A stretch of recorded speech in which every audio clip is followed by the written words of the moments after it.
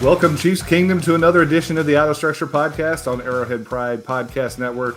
I'm Matt Stagner here with Ron Kopp Jr. as always, and at least we get to talk about a Chiefs win this week, Ron. It may not have been pretty. It may not have been what we expected or predicted, but the Chiefs escaped Jacksonville with a victory, which makes today's conversation just a little bit more fun. Oh, yeah. No, they squeaked it out there, 17-9 down in Jacksonville. Avoided 0-2. We talked about it, Stags. That would have been a little bit of a hole to come out of. I think it's 11% of teams that have started 0-2 since 2002 have made the playoffs. The Bengals did it last year, and they're 0-2 this year. But it's not something you want to come out of, especially when your offense is already going through the stuff it's going through. But it was good to see them pull it out, Stags. Obviously, the defense bailing out the offense and special teams. We saw that kind of rear its ugly head again. But it is good to be on Victory Tuesday against Stags. It feels good to be at 1-1. Tied first place. I don't think there's no 2-0 in the AFC West. So tied for first place here. Back on track. In a lot of ways, we hope to forget that the first week existed or happened. And I know there was a few Chiefs players who felt the same way. And so this was a real chance to at least get back to even, and then obviously hopefully take a step forward this coming week. Big step forward for the defense. Again, lots to talk about here. Where do you want to start, Ron? Well, shoot. I mean, I guess it is important that we talk about Chris Jones. He's back. He was back. He came back into the fold and dominated. That was so fun to see him get back at it. And honestly, I like how the Chiefs just let him loose. They'd obviously, that's something they would do maybe if he was, just in full game mode, full game shape, I would say. But on most of his third downs, what they did was lined him up as an edge rusher over the rookie right tackle, who I love, Anton Harrison. He was a guy I was touting for the Chiefs as their future left tackle in the draft, but not someone that maybe in his second game of his career would have much of a chance against Chris Jones individually. And the Jaguars didn't do much help in terms of chip in terms of and the Chiefs did a good job of occupying the right guard a lot of times with a inside rusher too, and leaving him isolated. But yeah, I liked how they just said, look, you haven't had much practice. You haven't done much. We're just going to make it simple for you. You're going to play a rookie. You're going to go over a rookie one-on-one, and you're going to beat the crap out of him. And that's what happened. And it was really fun to see, Stags. How'd you feel seeing Chris Jones back in the fold? Oh, it was awesome. And I also loved how it opens things up for other guys. I mean, you saw the first sack of the game went to Karlaftis and Dana. Is that right? Oh, yeah. It was Dana, yeah. Two guys split the sack because Chris Jones flushed him forward, because Chris Jones was living in the backfield. It really opened things up for other guys. You could tell the difference in the pressure. It was noticeable. It wasn't just that Chris Jones was getting through, is that he really draws that extra attention and really disrupts the pocket in ways that makes it easier for everybody else to get home. So that was phenomenal to see. It wasn't just the defensive line, though. I thought the linebackers played a really solid game. You got pressure coming from those linebackers that we hadn't really expected, or maybe we'd been asking for years. Can we get a linebacker that can rush the passer, maybe from that Sam position? And Ron, you pointed out, I think we may have one. Yeah, no, Stags, you have been. We both have been. We've been on this podcast saying the rush linebacker. It'd be just such a fun wrinkle, right? We've seen them attempt it with guys over the years, and we kind of said it, when they drafted Leo Chenal, that he has a chance to do it, right? We saw him up on the line of scrimmage at a little bit at Wisconsin, looking good, taking on blockers at the line of scrimmage and kind of rushing, using the right technique. And what do you know? We kind of unleash him week 2. That was really fun. He was used a lot, and I guess exactly PFF had him at 8 pass rush snaps, but he was used quite a bit, not only just on pass rushes, up on the line of scrimmage as that 4th down lineman, technically, with only 3 actual defensive linemen in the game, but they were still using their 4-man front, obviously, with Tranquill and Bolton behind him.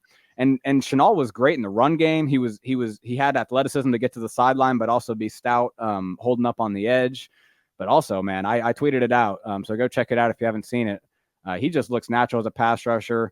Really good job of converting speed to power and bull rushing Anton Harrison into Trevor Lawrence's lap on one particular play. Overall, he had 4 pressures and 8 snaps. Stags. Is that good? That's wild. It was the third most on the team.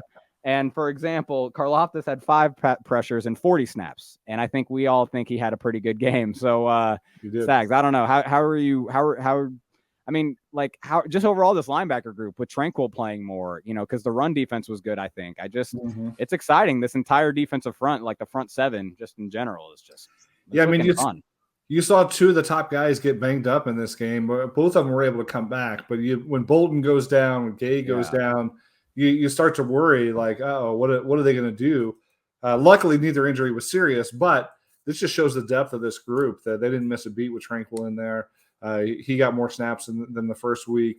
And then, Chenal, if you just look at the box score, 4 tackles and a tackle for loss, that's not a bad game for a linebacker, but the pressures is really where he showed up, and seeing him, round out his game and be that, sort of indispensable linebacker. We thought he would have to make a case. He'd have to show improvement. He'd have to force the coaches to keep him on the field with Tranquil in the mix. And they found a way to use all of those guys, and all were pretty effective. Nick Bolton, I thought at times was fantastic. He had that touchdown saving tackle on Trevor Lawrence's scramble. He had, some other plays where he was showing up all over the field the way he always does.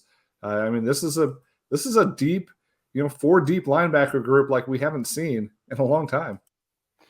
Yeah, and it is kind of funny. I think Willie Gay is still playing quite a bit, but he's a guy that makes plays. We've seen him make plays in the pass game, the run game, and he's the one kind of the quietest right now. And I think that's a good thing. That's not a bad thing, right? I think that tells you this group is going to impact the game a lot. Well, you do write winners, losers for arrowheadpride.com on the site. And so we've already talked about a couple of your winners. You had Jones and Karlaftis, in the fold there. But a couple other guys you had were the receivers. It was nice to see Sky Moore, Kadarius Toney on the offensive side of the ball, even though it was a struggle. And maybe we can just talk about that in general, that these guys maybe really were some of the few bright spots in the game.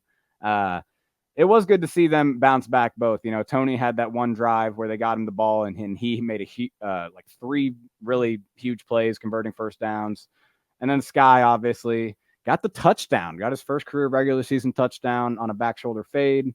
And then also had that huge play to seal the game, kind of got open in the scramble drill. Mahomes found him. That was a crazy play by Mahomes, honestly.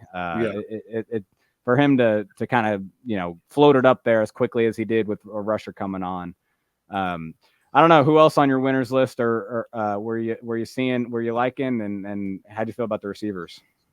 Yeah, I thought it was really critical that those 2 guys in particular had bounce back games. And, was the first week was so rough for both of them, and they're so important to this team going forward. There's no way this offense can be what it should be if both of those guys are complete and total failures in a given year. So to see them bounce back, to see them catch the ball, Toney was efficient. You're right.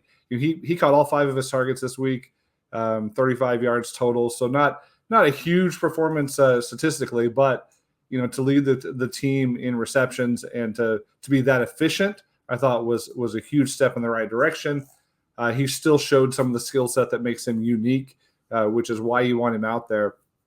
And Sky Moore, those 2 critical plays, the touchdown, which it was a beautifully thrown ball and a well-run route. I mean, that's a real wide receiver play right there. And then the 54-yard catch to close out that final drive, or to help close out in the final drive, was a little bit of scramble drill, right? I mean, Mahomes was moving. That's not exactly how they drew up that route for Sky Moore, but he made it happen. He found an open spot. He stayed with his quarterback.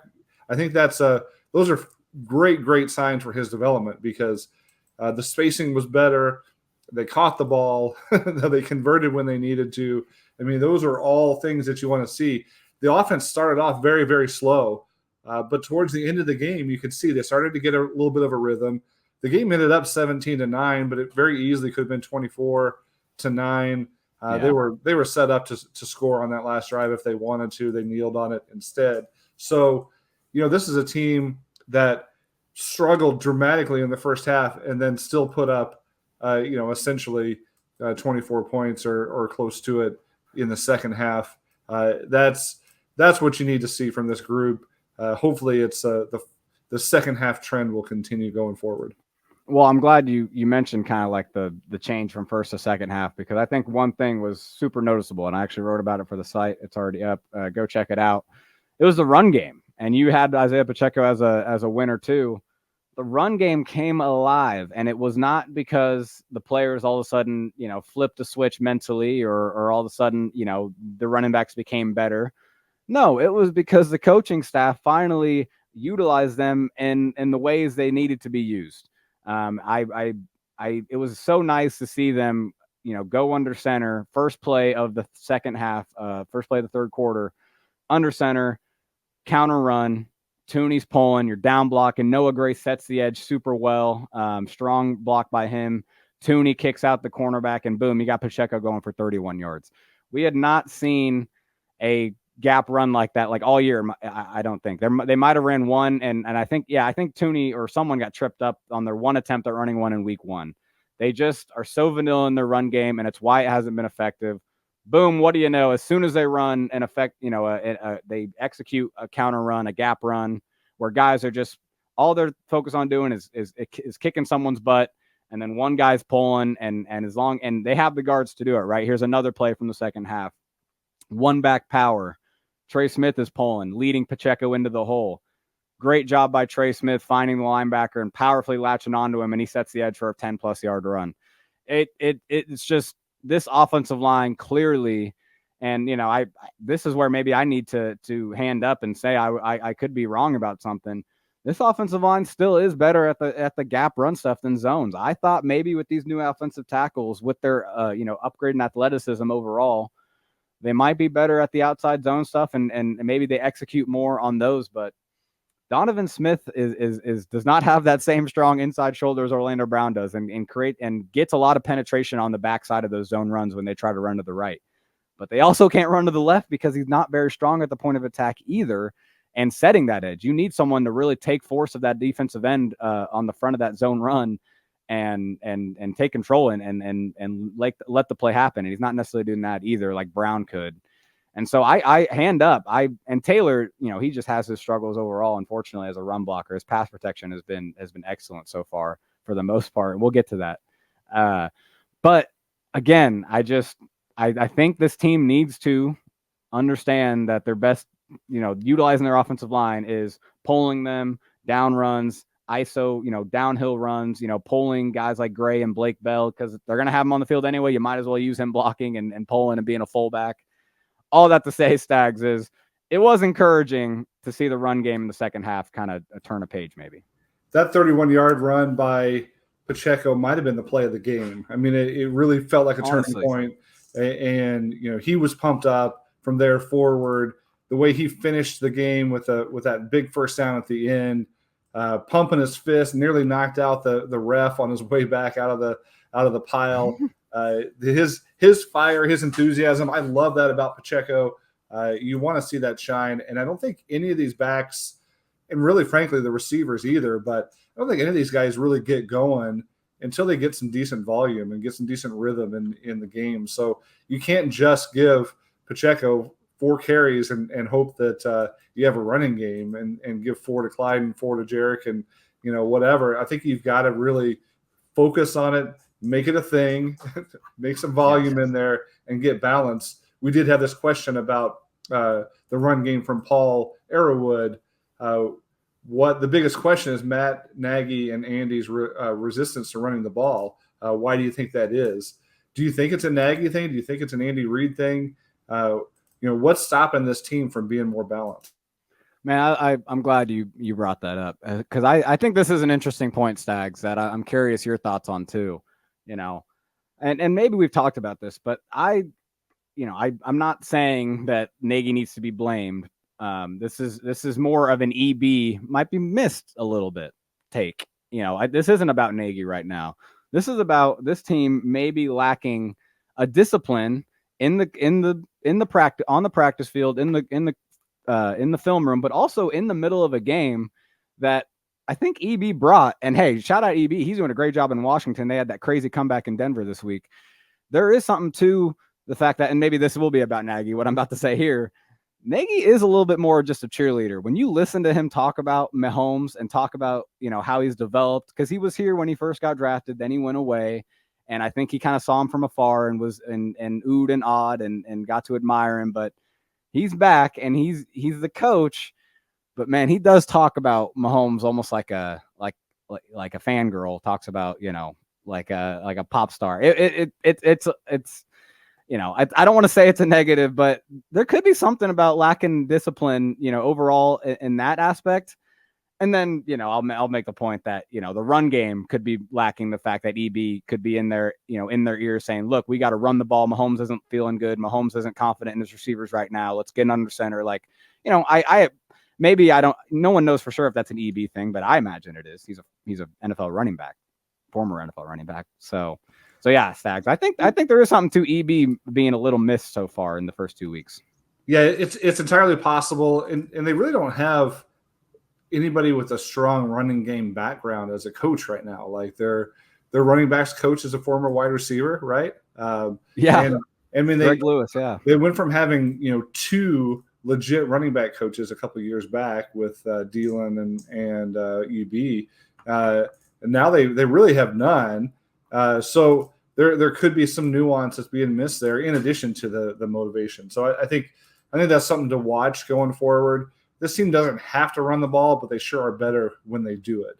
On the losers list this week, you already alluded to it, the 2 tackles. And again, it's not that Mahomes was under too much pressure. He was, he had a little bit of pressure, got sacked once, but overall, they're fine when it comes to pass protection.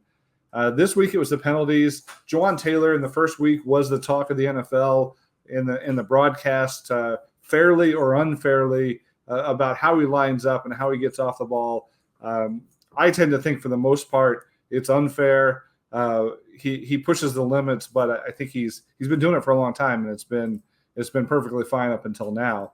But when that became the thing, he had to be prepared for it to be a thing in week 2, and he wasn't. To basically set a record for most penalties in a game, 2 false starts, 2 holding calls, an illegal formation, a partridge in a pear tree. Like he had all of it this week from a penalty standpoint, and that kind of thing can just completely derail drives. Donovan Smith also had penalties, including a holding call, which he's always been known for doing, and then that bizarre play where Mahomes threw it to him and he caught it and stood there and looked around like, I'm not supposed to be catching the ball. It was odd. Smith touched the ball twice. You don't want your left tackle touching the ball in a game unless you've got some cool trick plays drawn up. No. When he touches it twice and Taylor gets 5 penalties, it's not a good day for either tackle, pass protection aside. Yeah, no, you make the good point. Like your right tackle should never be this visible, this, talked about, in among national media circles. And it does scare me a little bit in terms of not like Taylor as a long-term, starting right tackle for this team. I'm excited for him as a pass blocker. He has looked great just individually when he isn't getting penalized before the snap. And he did have the 2 holding calls. But what I will say is he has been training to go off this cadence, to time up his kickback, to get everything firing at the exact time, this exact moment, for all offseason. And he was doing this last year, which is something someone's going to need to explain to me if they change the rules or if now they're just wanting to enforce it more. I think that is the latter is the case. Teams are just complaining about it more, potentially because it was the season opening game and it was visible to every single person. Every coach was watching it, every person involved in the NFL. But he's going to have to adjust, like you said, right? That's just going to be tough to do in season, in my opinion. And that's going to be a mental thing for him. And it might just be something where, he gets laid off the snap because he's thinking about it too much now and it's going to hurt his pass protection, or, he's doing good at it throughout the game. But when it's 3rd and 8 and, he's gearing up to go against, Joey Bosa, whoever it might be, he just resorts back to what he was training to do the entire time and continue. And this just continues, and it's just hard for him to overcome. It is a little worrisome to me, specifically on that right side.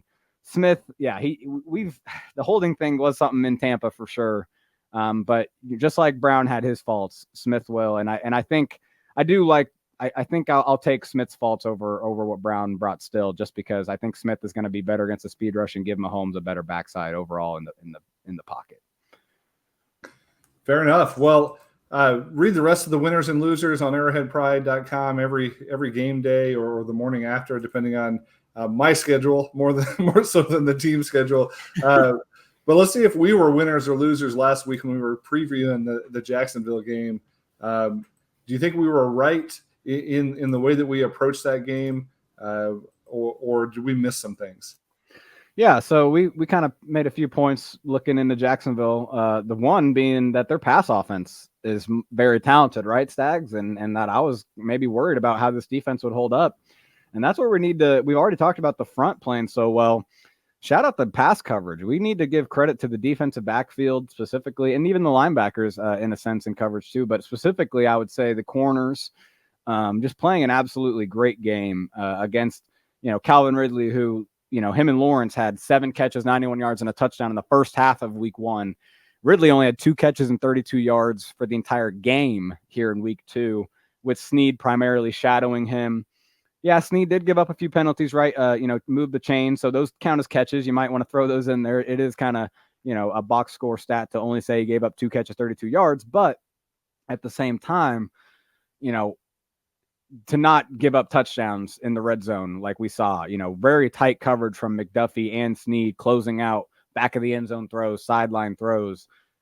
Justin Reed got that penalty, at DPI at one point. It was close. I think he did get the flag, but it was still good tight coverage. I like the effort from him there on that specific play. But yeah, I know one winner we passed up was Jalen Watson at the cornerback position, Stag. So I don't know. How did you like the defensive backfield's game on Sunday? Yeah, I mean, they're coming along, and I reverse jinxed Jalen Watson on this week with our market movers piece we put out before the game, trying to predict who's trending coming into the week. Watson was on my downward trend because he didn't play the previous week on defense at all. This week he got some mixed in on defense some more and made one of my favorite plays of the entire game when he blew up that play on third down to prevent a conversion on 3rd and 2. That was a phenomenal play, and he also had the punt that he downed at the 1-yard line. So he contributed on both special teams and on defense. So kudos to him for this week. I think the whole secondary is playing pretty well. I mean, we'll talk about this in the mailbag. I think there may be some areas that are underperforming, but I think for the most part, at least the cornerbacks have been pretty promising. I'm very high on McDuffie at this point. I think he's lending himself to be one of the better young corners in the league, and continuing that trend. I think it's phenomenal. So yeah, they held up really well against this Jaguars passing offense. This was not a shootout like we thought it was going to be. To hold them out of the end zone entirely and to three field goals only, even when the team gave them a turnover in deep into enemy territory there. Right. That was massive to hold them to a field goal there and make this a very winnable game, even when the offense wasn't at their best. So definitely promising what we saw from the passing defense. Yeah, and it was cool. I should have looked it up. Someone tweeted it out, a good Twitter follow, tweeted out how Spags was in the red zone, doubling, kind of bracketing two of the Jaguars, top options. And I believe it was Calvin Ridley, excuse me. And maybe Evan Ingram. And then he was leaving McDuffie isolated right on the Zay Jones or kind of that second receiver, or Christian Kirk, maybe. That was kind of the old, Bill Belichick way of kind of shutting down a pass coverage, right? You double the primary option and then you leave your best corner to that's what they did with Stephon Gilmore and Sammy Watkins. Obviously Chiefs got him a few times on that, but not enough in that 2018 AFC Championship. But no, it's cool. I think we talked about it all offseason, how, this group, second year Spags, maybe we'll be able to see a little more creativity. And I did think you saw at this game why Trevor Lawrence did look a little skittish sometimes. I think there were a few times, even though the pass rush got home, Lawrence kind of was a little trigger shy because this pass coverage was giving a different look, and it helped, Jones on actually, I will say, on a fourth down in particular, he kind of pumped and Jones finished it with the sack. The coverage kind of threw him off a little bit. So this is what you want to see, Stags. The coverage helping the pass rush obviously just playing themselves. I mean, this defense is kind of living up to what we all maybe were giving them of super high expectations as the preseason was kind of winding down. Complementary football is what it's all about, right? And if this defense plays like this, the offense is going to come around at some point. We talked about last week about how important it was to avoid going 0-2. 0-2 teams very rarely ever make the playoffs. This was a reset week and an important one to get back on the board. So good win by the Chiefs. I don't think we should take too much negative away from it. I think we need to sort of take the small victories out of this one, the progress. And again, worst case scenario, if week 1 was a negative, week 2 is a positive, they're back to 0 now, and something to build on for the rest of the season. Tell you what, let's take our break a little bit early. Let our sponsors have their say, and get to your mini game, the crossover. What player am I? You got to give this a cool name at some point, Ron. But see if you can stump me this week. I'm creative enough to have the game, but not creative enough to name it. Okay, we got the Bears coming up. Another NFC team, another team maybe that doesn't have as many crossover guys. So I am a former NFL running back, retired now, and I did retire. My last season was with the Chiefs. My second to last season, and I should say I played for the Bears and the Jets before the Chiefs. I was a running back. Second to last season, I come in here to Kansas City, and I pair up with a young stud in Jamal Charles and rush for 896 yards on top of, or I guess I should say in concert with Jamal's 1,400 yards. And the team, I think, was first in the league in rushing that year. And, he was a top 10 pick. Everyone's got to know who this is by now. If you're a football nerd. Yeah, I was going to say, Ron, you got to make these a little tougher. I think you could, if you'd have stopped at former Bears player, maybe it would have given me a little pause, but the Bears and Jets gave it away. Hey, we'll talk about this when we come back right after this on the Out of Structure podcast. We're also going to get to your questions from Twitter. Remember, you have the option to submit those via Twitter or emailing to apoutofstructure@gmail.com. We'll be right back after this. Stick with us. And we're back on the Out of Structure podcast. Before we went to break, Ron was asking his trivia question of the week. I think he's given too many hints on these. Feel free to slim them down in the future. You talked about a running back that played for the Jets and the Bears, and somebody who was a compliment in a non-Matt Nagy season when the Chiefs ran for 1 million yards with Jamal Charles and Thomas Jones being that other running back. So we're going with Thomas Jones. I assume that we got that one correct. And Thomas the Engine. Thomas Tank Engine. We'll try a little harder next week, Ron. Let's see if we can stump the people next week. Okay. All right, Stags. You asked for it. It's coming next week. It's coming. All right. Well, let's get to your questions. Our guy, J.C. Proctor, are both of the safeties struggling? It kind of seems that way. Maybe it's communication or play. Something seems off in the safety room. Yeah, it's a good observation by you, JC. I haven't been necessarily impressed with the safeties. We just talked about how the coverage was so good against Jacksonville, and I do think a lot of that was the corners, and the safeties did their job. A lot of times, the safety's job is just playing from depth and just discouraging throws more than really manning up somebody, right? So their job maybe isn't as hard to mess up, but they did play sound, right? They didn't give up any big plays down the field, which was good. That said, though, I haven't seen a lot of, impact plays from Brian Cook, someone that I am definitely expecting to take a leap step this year. Just the leadership is already there, right? And it just feels like you saw flashes last year of him making plays. Maybe in a full-time role, we'd see him take that step. He's primarily the free safety, so he's not around the line of scrimmage as much. That is important to note. He is going to be more of the guy when they do have their one high looks, and Justin Reed's going to be the one kind of shading up and helping against the run and in short passes. Cook's going to be more, and hey, they haven't given up a ton of deep passes, so you can maybe point to Brian Cook helping in that respect. And that's not going to be something you're going to be able to see on the broadcast necessarily all the time. That said, I would like to see them make more impact plays. Justin Reed, to me, he's always just been a guy that's very sound in what he does. He's going to make probably the play that is there for him to make if it is presented to him. But this safety room, this is always at its best when these guys are going above and beyond. I think Cook has that ability. I don't think Reed does. But I want to see it out of Cook. So Cook's kind of the one I want to see step up here. But Reed kind of is who he is maybe at this point. Well, Cook might have had one this week, except he got tackled on the way to an interception. So that, obviously that was something that was uncalled, but probably should have been on the offense. He made some of those plays coming down the stretch last year, so maybe he just hasn't had the opportunities yet. Maybe they'll come up. Thomas Ramirez asking about the wide receiver core. Does it remind you of the defensive back room from last year? How it took them some time, but they came together. I think it does, because not only is it a whole bunch of young guys, but it's a whole bunch of guys. Like there's 7 wide receivers that are active, and there's 11 guys catching a pass in a game. This is a group that is trying to find out who's going to emerge from the pack a little bit. And they did that with the defensive backs last year. They had a lot of corners take snaps.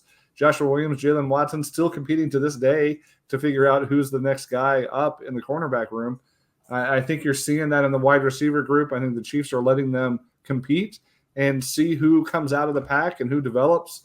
They've got a lot of faith in the young guys. I don't see them going after a big veteran receiver. I mean, as much as I would love it, this idea that keeps getting floated about trading for Mike Evans, I don't see that happening. I think this is a team that, they've looked at what they can do at receiver. They decided to go cheap and young, and they're sticking with that plan and giving these guys a chance to develop. And I think we saw some signs this week that it's maybe starting to work. It might take them a little bit, but I'm excited to see what the end of the season looks like. Yeah, I mean, was the young rookie-filled defensive backfield always good last year, always fun to watch last year? Absolutely not. I mean, there were definitely some games, especially early in the season when they didn't have Trent McDuffie, that they got exploited. And people were, wanting to be upset about that, just like they're upset about the receivers now, which, the receivers, to me, it's a little different just because you expect Mahomes, the elite quarterback, and Andy Reid, the elite play caller, to elevate no matter who the receivers are, and for it to look better than this. And so in that respect, it is okay to maybe be a little more question, I should say, just question the receiver room a little more than just like, okay, let's wait. We need to see why Mahomes is just not comfortable going to Sky in the rhythm of a play, and why it just seems like, no one else can get open besides a Justin Watson, who, shout out him, he leads the team in receiving yards and first down catches so far this season. So yeah, I like the comparison, because these guys are gonna be developing and be the guys, going forward. It's not like they're gonna, it's gonna be Sky, it's gonna be Rasheed, it's gonna be, potentially Justin Ross, but it's gonna take some time, just like it did last year. It wasn't always pretty at the beginning of the year. Well, we've got a bunch of questions here that sort of overlap a little bit. First of all, Jedi Sue, should we have kept Tyreek Hill? I mean, that'd be nice. Like the trade was still a good one. The resources they got out of that have been valuable. They'd have had real cap trouble if they still had Hill on this roster. But man, it'd be nice to have him. He is having a very fun year. It's so fun to watch him in Miami. No ill will. And it is kind of a funny point, Stags. Like it's Andy Reid's a better coach than Mike McDaniel, obviously, but Andy Reid known as his offensive genius. Like Mike McDaniel is doing some things to get even more maybe out of Tyreek than even Andy did while he was here. And I think that's kind of what happens when you're a coach and you don't have an elite quarterback like kind of Reid's gotten used to, and knows that, hey, I'm just going to run my stuff, and I don't have to get too fancy with what it looks like. I think it's just kind of an interesting example of when you really have to get it going, because your quarterback is only so limited with what you can do, and you have a guy like Tyreek, you can get creative, and man, it really shakes out that short motion they're doing where he's just going in motion right before the snap and kind of switching it up, man. It's really impacting the way defenses can cover him, and it's something that it's just funny. It's just kind of cool to see, like, Tyreek get utilized even more than he was here in Kansas City. And he truly is, honestly, in my opinion. It's an interesting point. I mean, I think having an offense centered around one player and really getting creative around making that guy the guy, maybe that's what Tyreek Hill was talking about when he was complaining about his usage. And he really wanted that. Maybe this is what he wanted all along is, hey, feature me exclusively and have everybody else be complimentary of me. When this offense in Kansas City, the only player that gets that featured treatment really is Travis Kelce, and everybody else is complimentary of him. So, it worked out well for both sides. I think this is one of those rare deals where I think it was good for all. I'd be curious to see if the roles were reversed, if he really, if Reed could find ways to get him more involved. I bet he could, but he just didn't have to here. Exactly. Like, if it was, and I guess we did see it with Alex Smith, right? I mean, we saw a bunch of creativity, ways to get him the ball. But I think it's a good point you make that, maybe towards the end of his career here, hey, like I want to be like like the focal point of the offense, not the third most important player on my offense. Yeah. There's a lot of questions here about Justin Ross. So Justin Ross enthusiast at Mahomes2X on Twitter. Is it significant that Ross took more snaps than Richie James? I'll let you talk about Ross, but for Richie James, it has been a little frustrating for him so far. He's had 2 really bad games back-to-back, flat out. This week, dropped the punt when he's really primarily here to be that returner. Freddie Chiefs pointed out and asked that question: should we be concerned about him? And I think it's definitely not off to the start we expected. He was supposed to be this reliable veteran. He's got the quicks to get open. He can run a lot of different types of routes. He can catch the ball in traffic, and he can play on special teams. But we may have overlooked some of his flaws in that optimism. It sure looks like he might be on his way down in this in the hierarchy of this room. Yeah, the punt return was not fun to see, the muff punt after seeming like we kind of felt good maybe about him being a returner. But yeah, I think Justin Watson has really what he has done as a receiver, kind of playing his role. I think that's maybe something that Richie could do if they really wanted him to, but I think Justin's just better at it right now. And getting open downfield, he just looks like a better route runner, a cleaner route runner. He gets to where he wants to go. Mahomes obviously trusts him. And so, yeah, I think Richie is just maybe not going to make as much of an impact, just in the flow of the offense until maybe, they have an injury, knock on wood, to someone in the slot. Right. So, yeah, Justin Ross, though, he's just someone that, we talked about this all the entire offseason. He's kind of a one-dimensional player. He's going to be on the perimeter for the most part, running only a certain amount of routes, only doing a certain amount of things. And that's why he's not going to maybe play as many snaps, as some guys. But it was good to see him, get a few more snaps than Richie. And I think that does tell you that, they're understanding that, look, we could maybe cut this receiver, snap rotation down, maybe even cut Richie completely out of it, to an extent. And then Justin kind of come in and get those red zone looks. He did in the week 1. He did have one play where he was lining up isolated in the red zone. I didn't really know he did get open on a slant really this last game one time in the red zone, but it was a kind of a quick throw to Kelce. Mahomes never was really looking to him. So yeah, I think Justin, he's getting there. I think it's just kind of he only has such a limited thing to do. So, there's only going to be so many opportunities for him to come in. But I think we're going to see him impact the game sooner than later. I think so too. At least again with the Jody Fortson type snaps, yes. There's definitely targets available in the red zone. I like to see it when he gets the ball outside of the red zone too, because again, let's see him be a full, well-rounded receiver. But yeah, Justin Watson might be the most underrated player on the team at this point. People love to hate him and love to try to get rid of him, but he is a pretty consistent performer and goes out and makes some plays. Wasn't perfect, obviously, this week. Had one big mistake, but also is making plays down the field and is getting out there and doing the work. So we'll see how the room shakes out. There's still a lot more to go of this season. Freddie also asked about the run game. Do you think there were some encouraging signs running the ball? I think we already talked about this a little bit, but was that just a product of the game plan, or do you think there's some good signs ahead for the run game?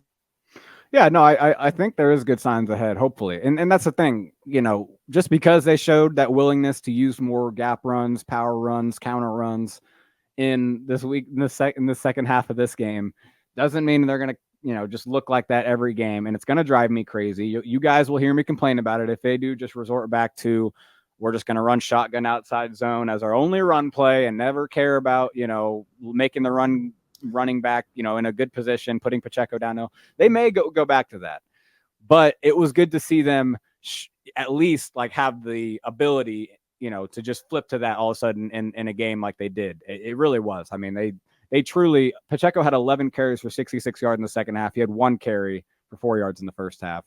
They truly did flip the script. They stopped putting Clyde and McKinnon in for run plays. They just put Pacheco in. They got downhill. And so it was good. It might have been a wake-up call, but I don't want to sit here and say I'm guaranteeing it. Yeah, absolutely. We'll see that outside zone stretch to the short end of the field, the short side of the field, and be cursing about it soon enough. How about the defense? Do you think it was a mirage, or are they really this good? Again, a G. Freddy question. No, I think there's reason to believe that the defense, can live up to some high expectations we were putting. And it's because of how much of a crazy person Spags can be, in his pass down packages and just kind of, and now we're seeing he's even getting creative on early downs too, right? Spags, while he's been in Kansas City, a lot of his creativity comes on those rush downs when you're getting after the quarterback, but he does keep it pretty vanilla simple in terms of what he wants to show you on early downs. And that honestly is something that if you kind of look back, when offenses can get after the Chiefs, it's because they are throwing on them on early downs, kind of trying to stay away from third down, right? And that's always going to be the key against a Spags defense. Well, now you're seeing that they are running more odd fronts. They are running, more two gapping schemes where they're not asking guys to penetrate like a traditional Spags defense where, hey, you have this gap, you're right here, and that's all you have to care about, and it's an easy read for the linebackers. No, we saw this week specifically, and Chenal played a part in that. He was playing that outside linebacker role at times. We saw this week them use on early downs Derek Nottie straight up on the center, and then he's coming out 2 hands on the center, looking at where the running back's going. That's different than what they usually have him do. Usually he did all right. Oh, yes, he did. Derek Nottie does, and maybe this is where he deserves his flowers right here. I've been very critical of him the past few years, and he's an easy guy to root for. Love him, in terms of what he does for the community. He's got the dog, the adoption stuff he does with dogs.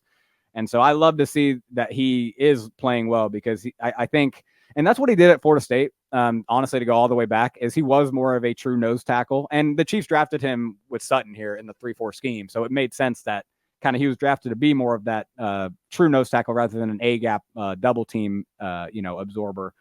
All that to say, I think the creativity coming on early downs too, instead of just pass downs now, I think that is the wrinkle that could make this defense even better than just, hey, pass rushes on third down. That's what their bread and butter is. I think they could get after you on all downs with these new wrinkles we're seeing.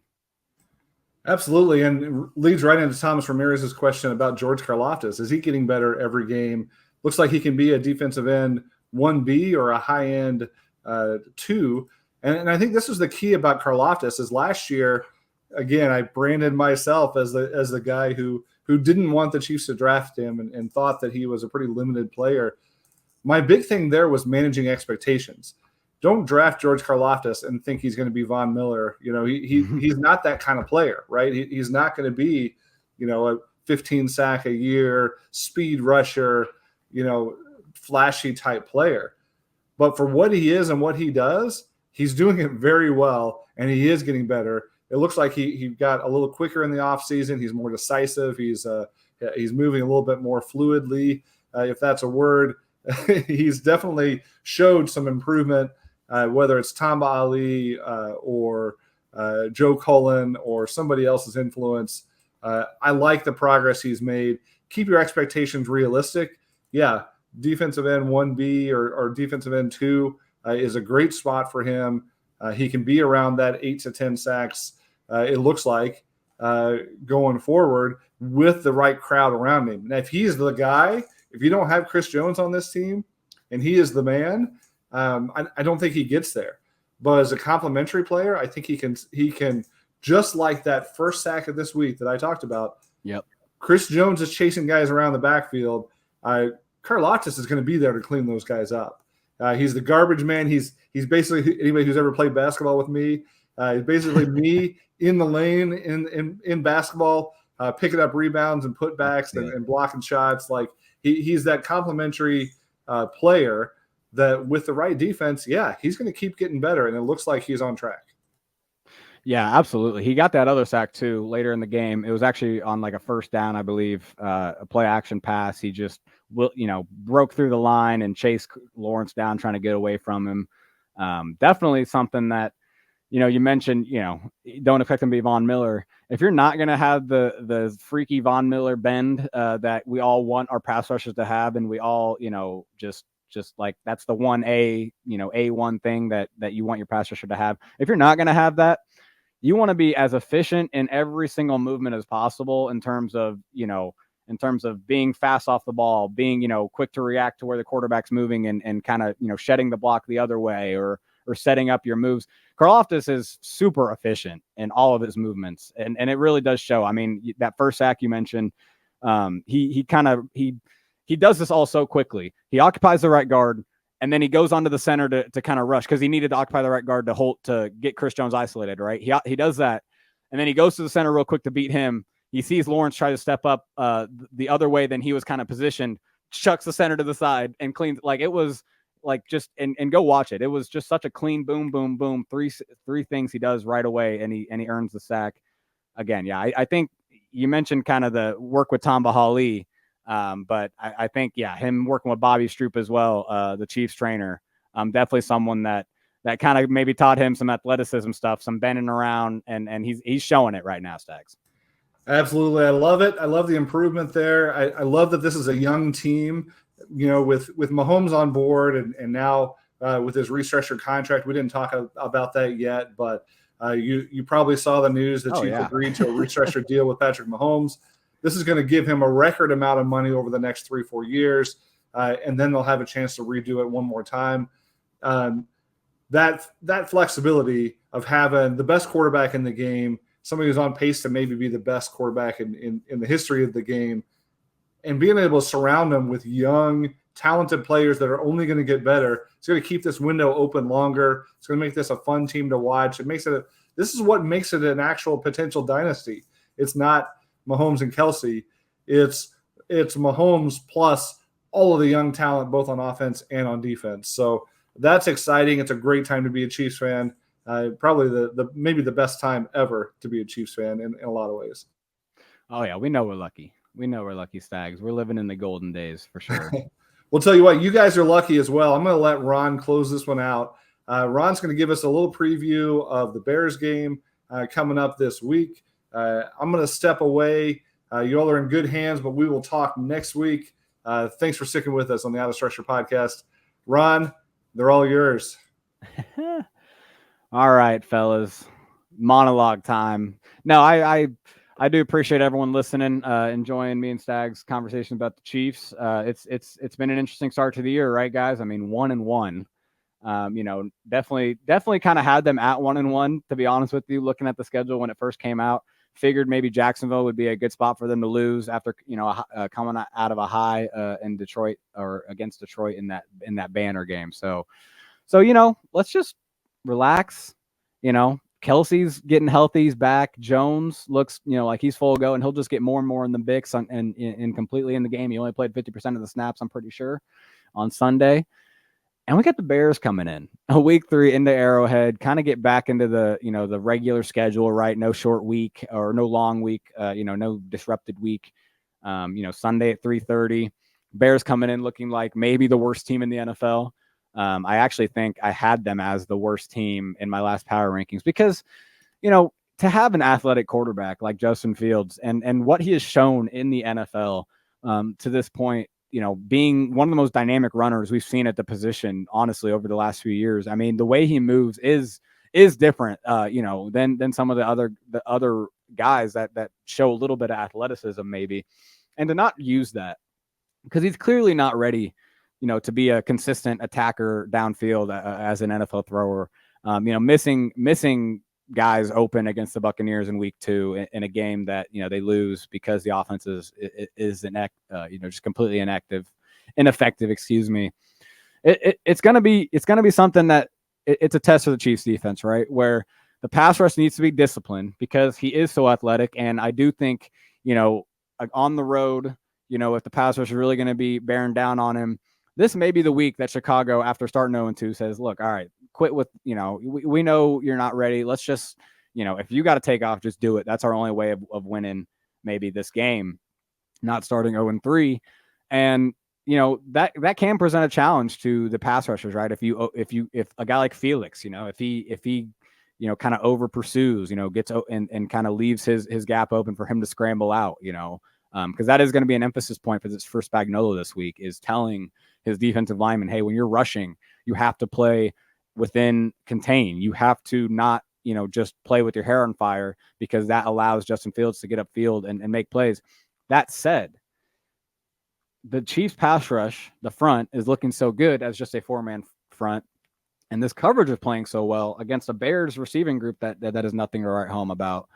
There is something to the fact that, you could just play with your hair on fire and even have someone, keeping him in check like a Drew Tranquill or a Leo Chenal or a Willie Gay, even Bolton, kind of keeping an eye on field and on pass downs and just making sure he doesn't do much, because you can kind of maybe afford to have that even with 4-man. Usually, right, you have your spy as that 4th rusher with the other 3 rushers going after it.